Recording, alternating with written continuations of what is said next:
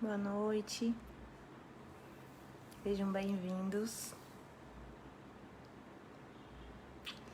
Boa noite, Lu. Boa noite, Eliane, Yolanda, Luiz Henrique, Adão. Sejam todos muito bem-vindos nesse nosso estudo de hoje. Vamos aguardar só um pouco para dar tempo para os nossos amigos entrarem. E já a gente começa o nosso estudo do Evangelho de hoje, que para quem quiser já ir adiantando, é o item 4 do capítulo 13, os infortúnios ocultos. Esperar só mais um pouquinho, e aí a gente já começa essa noite, esperando aí que todos vocês estejam bem, né? E que Jesus nos abençoe nesse início de estudo, que a gente agradece sempre essa oportunidade de estar aqui, né? Fazendo o estudo do Evangelho e a gente trocando essas nossas experiências e boas energias.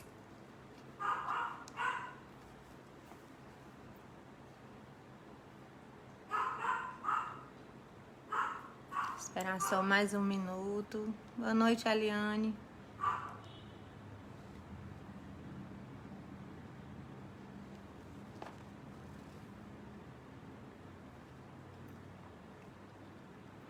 Então, como eu já tinha dito, o nosso estudo de hoje é o item 4 do capítulo 13, né, que fala dos infortúnios ocultos. E é um tema muito atual, né, no que nós estamos vivendo hoje, dentro das nossas casas, dentro da nossa sociedade, dentro do contexto mundial. E nesse item ele começa assim: nas grandes calamidades, a caridade se manifesta, e veem-se generosos impulsos para reparar os desastres. Mas ao lado desses desastres gerais, há milhares de desastres particulares que passam despercebidos, de pessoas que jazem sobre um catre sem se lamentarem. São a esses infortúnios discretos e ocultos que a verdadeira generosidade sabe ir descobrir, sem esperar que eles venham pedir assistência. Esse tema, né, escrito há mais de 100 anos, nos parece hoje tão atual.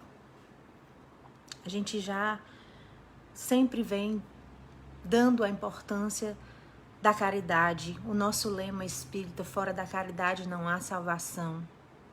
Mas esse trecho, ele vem especificamente falar de uma caridade singela, de uma caridade oculta, de uma caridade que não procura aparecer, que não procura benefícios, que não procura louvores, que não procura palmas, né?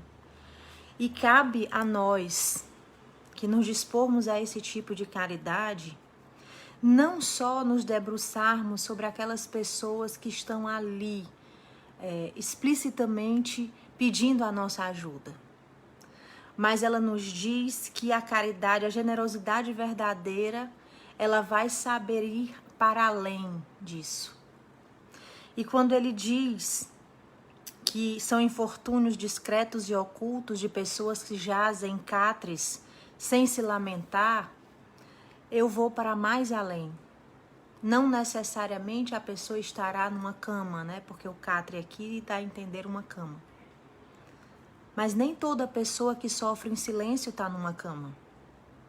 Às vezes o nosso colega de trabalho, que de uma hora para outra fica meio calado. Às vezes um filho, às vezes um marido, uma esposa, um amigo.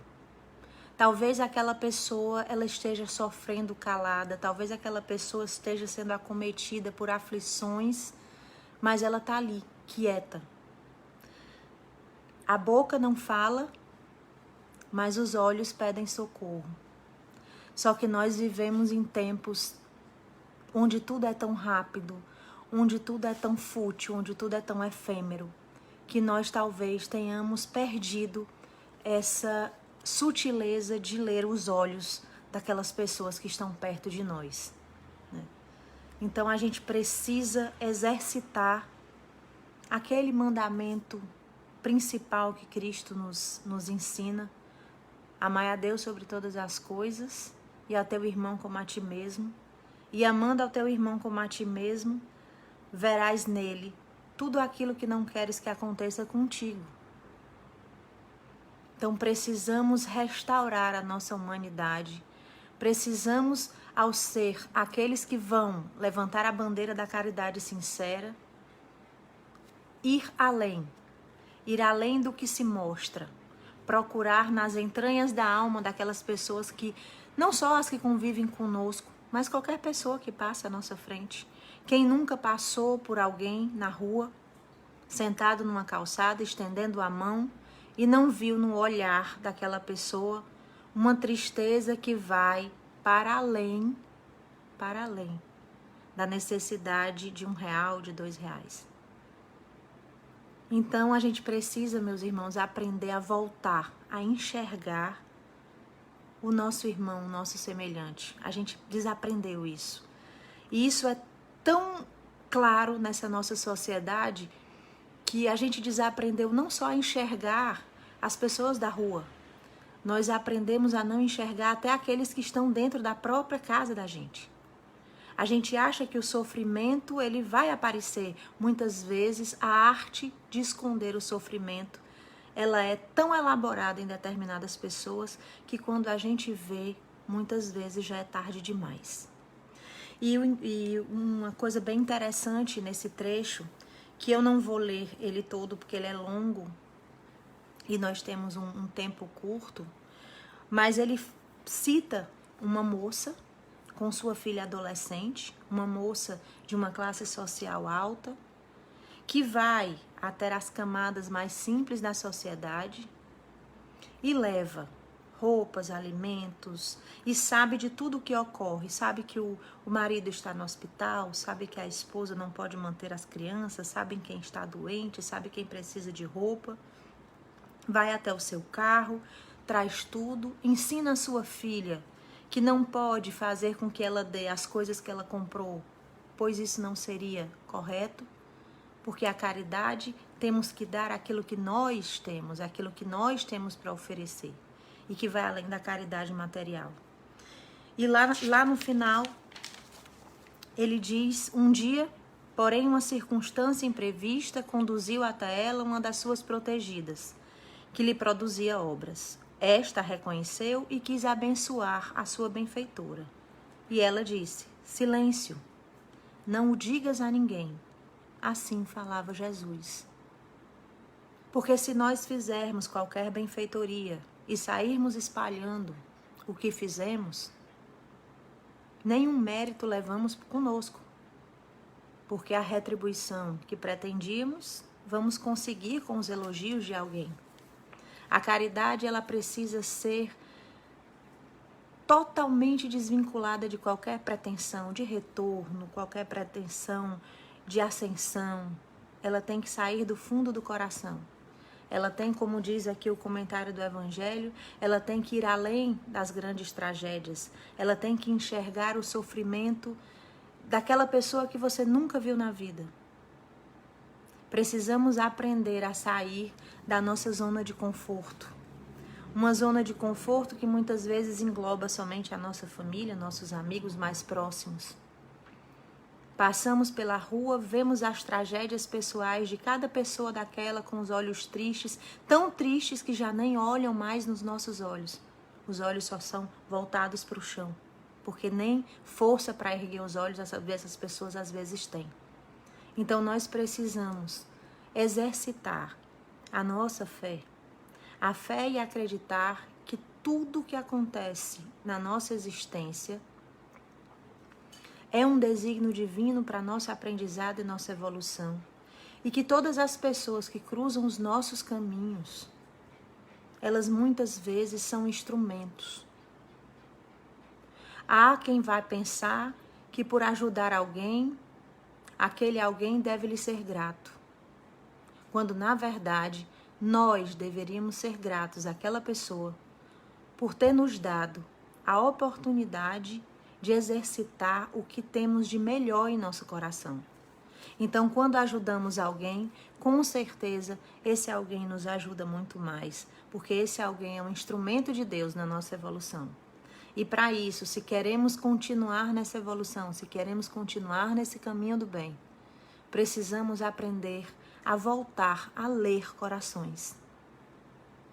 Precisamos perceber quando alguma coisa não está tão bem. Precisamos perceber que muitas vezes um abraço, um bom dia, pode fazer muito mais diferença do que a esmola material. Muitos desses nossos irmãos que vivem em situação de rua, eles já perderam tanta coisa. Alguns já acham que perderam até a dignidade. É tão importante se lembrar que essas pessoas são como nós, que têm sentimentos como nós, que tiveram sonhos como nós. E às vezes, simplesmente passar por elas e dar um bom dia faz uma diferença enorme, porque eles vão perceber que ainda podem ser vistos por alguém, porque muitas dessas pessoas se tornaram invisíveis para toda a sociedade, porque é muito mais fácil ignorar do que se importar e tentar fazer alguma coisa para mudar. Então nós temos um compromisso sim com esse exercício da caridade profunda, da caridade que vai na busca daquilo que não está tão explícito. É um desafio diário, não é fácil. Vivemos numa sociedade muito complexa, onde a violência permeia muitos lugares. Mas a gente precisa ter fé, a gente precisa ter uma fé inabalável de que Deus sempre irá ajudar todos aqueles que se dispuserem a fazer o bem. É um exercício diário, é um alento diário no nosso coração. Não é fácil, porque nós também temos nossos problemas internos, nós também temos nossos problemas familiares.